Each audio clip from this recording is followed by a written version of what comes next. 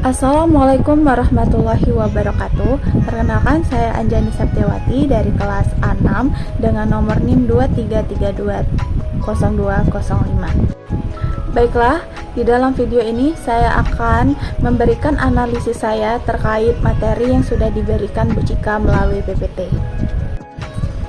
Melalui PPT tersebut, saya menganalisis bahwa dalam dunia kewirausahaan modern, satu strategi yang makin relevan adalah sinergisme, yaitu kerjasama antar bisnis yang saling menguatkan.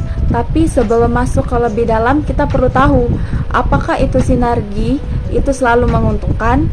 Disinilah pentingnya SWOT, alat untuk menilai kekuatan, kelemahan, peluang, dan ancaman dari strategi ini. Baiklah, saya akan menjelaskan secara singkat apa itu sinergisme.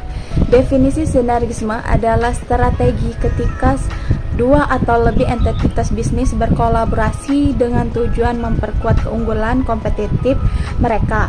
Ini bisa dalam joint venture, aliansi strategis, atau kerjasama jangka panjang. Tujuannya bukan cuma berbagi beban, tapi berbagi potensi pertumbuhan.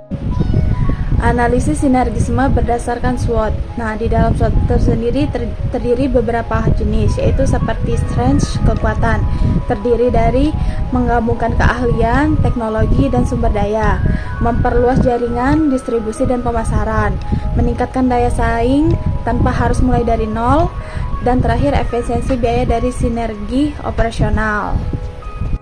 Baiklah, selanjutnya yang kedua itu ada weakness atau kelemahan.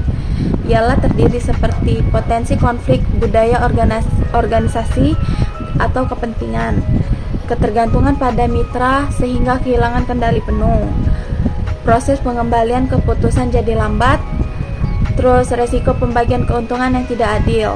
Contohnya ialah satu pihak bisa lebih dominan membuat hubungan tidak setara. Terus yang ketiga itu ada namanya opportunities atau peluang. Ialah seperti masuk ke pasar baru lebih cepat. Terus juga ada inovasi produk atau layanan lewat gabungan ide.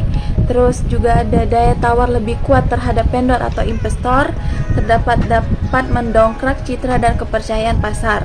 Contohnya ialah dua brand lokal bersinergi bisa jadi lebih percaya konsumen dibanding sendirian. Terus yang selanjutnya itu ada threats atau ancaman. Terdiri dari resiko bocornya informasi bisnis ke pihak luar. Jika gagal, reputasi bisa rusak kedua pihak. Terus perubahan regulasi atau hukum bisa menghentikan sinergi. Ketidakseimbangan kontribusi bisa menciptakan friksi jangka panjang. Dan contohnya aliansi yang gagal antara dua startup bisa bikin investor kabur dari keduanya. Nah, itu saja pemaparan materi singkat saya dalam materi sinergisme melalui analisis SWOT. Nah, dari materi tersebut saya dapat menyimpulkan bahwa sinergisme adalah jalan cepat menuju puncak untuk kewirausahaan. Tetapi, melakukan sinergisme bukan tanpa resiko. Gunakan analisis SWOT sebelum memutuskan berkolaborasi. Untuk menganalisis seperti evaluasi kekuatan, kelemahan, peluang, dan ancaman secara objektif.